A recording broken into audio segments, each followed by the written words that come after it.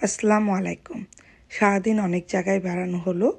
Kite beach ঘুরে আমরা চলে আসলাম বুরুজ আল আবরার।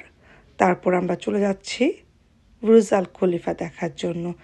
যখনই দুবাই যাবেন অবশ্যই বুরুজ আল খলিফা ট্রাভেল করবেন, আর অবশ্যই রাতের বেলা চারদিকটা এত যে সুন্দর লাইটিং এবং মিউজিক, চারদিক থেকে অদ্ভুত সুন্দর।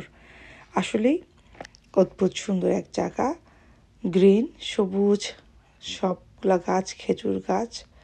আমাদের গাড়ি আমাদেরকে একদম মেইন এন্ট্রান্সে নিয়ে চলে আসছে। তো ওখান থেকে আমরা আস্তে আস্তে নিচে থেকে নেমে যাব। হোটেলে থাকতে চাইলে আগে থেকে হোটেল বুকিং করে রাখবেন। এখানে আউটডোরে অনেকগুলো রেস্টুরেন্ট আছে এবং অনেকগুলো কেনাকাটার জন্য শপিং মলগুলো রয়েছে। যদিও একটু এক্সপেন্সিভ, তারপরও যাবেন, গিয়ে ঘুরবেন। আমরা রাতের ডিনারটা ওখানেই সেরে এসেছি। এখন মাত্র সন্ধ্যা, তারা 8টা বাজে।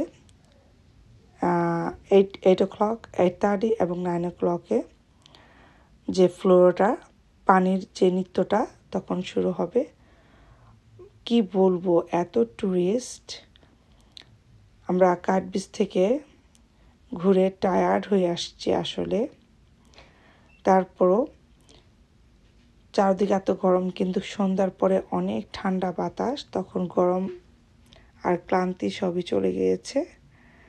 আপনাদেরকে ধীরে ধীরে চারদিকটা দেখাচ্ছি যে তাদের লাইটিং এবং শপিং স্টোরগুলো। আই লাভ দুবাই, অসম্ভব সুন্দর একটা জায়গা। আমরা অনেকগুলো ফটো সেশন করেছি, যেহেতু আমরা 5 জন মেম্বার গিয়েছি এখানে। আবারও দেখাচ্ছি এখানে কী কী আছে। অনেকগুলো শপিং ব্র্যান্ডের দোকান আছে। আপনি এমন কোনো ব্র্যান্ড নাই যে এখানে পাবেন না। নিজের পছন্দ মতো জিনিস কিনতে পারবেন। তাদের ফ্লোরাটা দেখাচ্ছি, চারদিক থেকে পানি,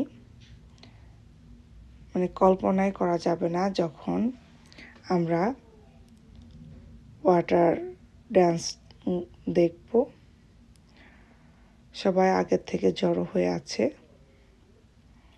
ধীরে ধীরে পুরো জায়গাটা এপাশ থেকে ওপাশ চলে যাওয়া যায়।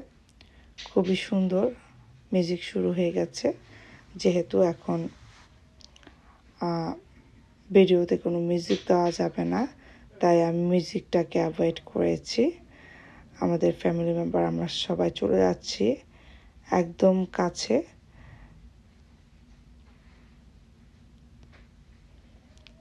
এত সুন্দর পানি দিয়ে মিউজিকের তালে তালে অদ্ভুত সুন্দর একটা, মানে যতক্ষণ আপনি দেখবেন কোনো ক্লান্তি আসবে না।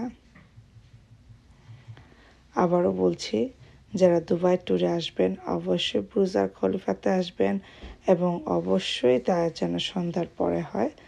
সন্ধ্যার পরে না আসলে এত সুন্দর লাইটিংয়ের সাথে যে ওয়াটারের ড্যান্সিংটা আপনারা মিস করবেন। আর মিস করবেন অনেকগুলো রেস্টুরেন্ট আছে, সেখান থেকে খাবার খেতে পারবেন।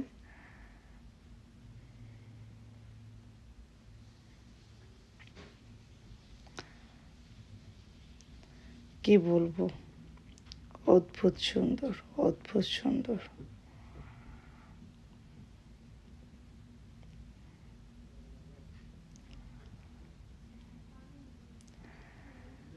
রাতের ভিউটাই অন্যরকম সুন্দর। তো আমরা চলে যাচ্ছি, কিছু কেনাকাটা করব এবং কিছু রাতের ডিনারটা শেষ করব। কিন্তু তার আগে অবশ্যই আমরা টার্কি আইসক্রিম খাবো। বুরুজ খলিফাতে যাবেন আর টার্কি আইসক্রিম খাবেন না, সেটা তো হবেই না। অবশ্যই অবশ্যই টার্কি আইসক্রিমটা খাবেন, শুধু খাওয়ার জন্য না, একটা আর্ট আছে, দেখতে পাচ্ছেন। আমার ছেলে তো খুব এনজয় করছে, আমি, আমার হাজব্যান্ড, আমরা সবাই মানে অন্যরকম মজা পেয়েছি। এত ট্রিক ছিল, তো মানে অসম্ভব একটা ফান, মানে কি বলবো, এটা অনেক ফান ছিল। আমার তো হাসতে হাসতে পেটে খিল ধরে গিয়েছে, এত সুন্দর। তো অনেক চিপ প্রাইজের মধ্যে অবশ্যই টার্কিশ আইসক্রিম